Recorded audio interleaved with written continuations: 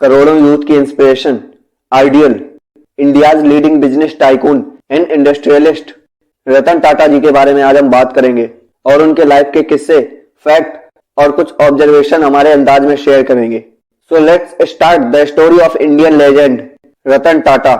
Tata group of companies के अब तक के सबसे सक्सेसफुल चेयरमैन, एक इंडस्ट्रियलिस्ट होने के साथ साथ रतन टाटा एक जिंदा दिल इंसान भी हैं। ये उनकी स्टोरीज से आगे आपको पता चल ही जाएगा। इस दुनिया में ऐसा कोई बंदा नहीं जो इन्हें पसंद ना करता हो। बचपन में ही इनके माता पिता का डिवोर्स हो गया। उसके बाद रतन टाटा अपनी दादी के साथ रहने लगे। बचपन से ही उनकी दादी ने उन्हें एथिक्स और मोरल का पाठ पढ़ाया, यानी चाहे कुछ भी हो जाए तुम्हें ऐसा कोई कदम नहीं उठाना है जिससे खानदान पे कोई आंच आए, और इसको रतन टाटा आज तक फॉलो करते आ रहे हैं। अपनी स्कूलिंग खत्म करते ही रतन टाटा ने अपने हायर एजुकेशन के लिए अमेरिका के कॉर्नल यूनिवर्सिटी में एडमिशन लिया। ग्रेजुएशन के बाद उन्हें आईबीएम में जॉब ऑफर हुआ। आईबीएम उस वक्त दुनिया की सबसे बड़ी कंपनी में से एक थी। कुछ महीनों तक रतन टाटा ने आईबीएम में जॉब भी किया, लेकिन दादी की तबीयत खराब होने के चलते उन्हें इंडिया वापस आना पड़ा। पर यहाँ काम करने में उनका दिल नहीं लगा। जब रतन टाटा ने यह बात जारडी टाटा से कही, तब उन्होंने नेल्को कंपनी संभालने का काम रतन टाटा को दे दिया।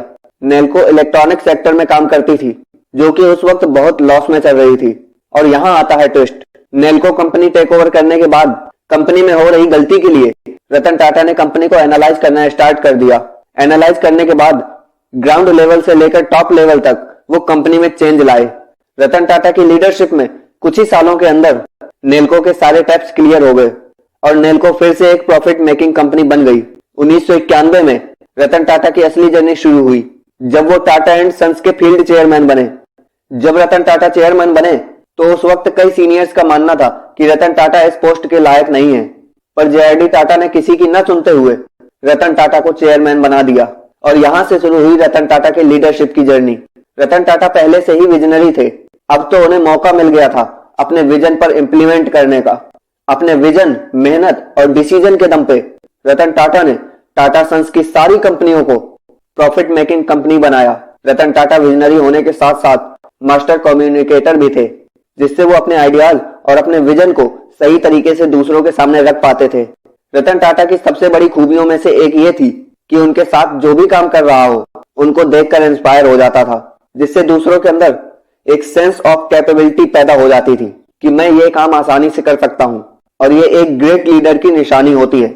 1998 में रतन टाटा ने कोड ऑफ कंडक्ट इंट्रोड्यूस किया, जिसके मुताबिक हर टाटा एम्प्लॉय को सेम रेस्पेक्ट मिलेगी, चाहे वो एक प्यून हो या एक एमडी।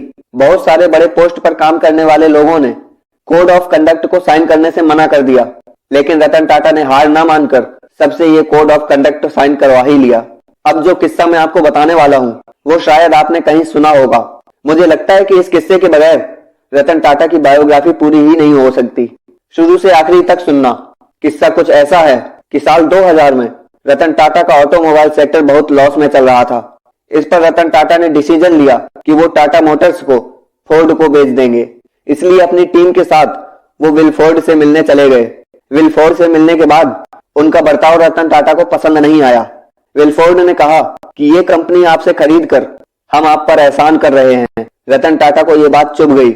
उसी रात वो अपनी पूरी टीम के साथ इंडिया वापस आ गए और डिसाइड किया कि वो अपनी कंपनी नहीं बेचेंगे। रतन टाटा की एक खासियत है कि वो अपनी मेहनत और अपने विजन को एक गर्व में रखते हैं, जिसकी वजह से उन्हें कम टाइम में अच्छे रिजल्ट मिलते हैं।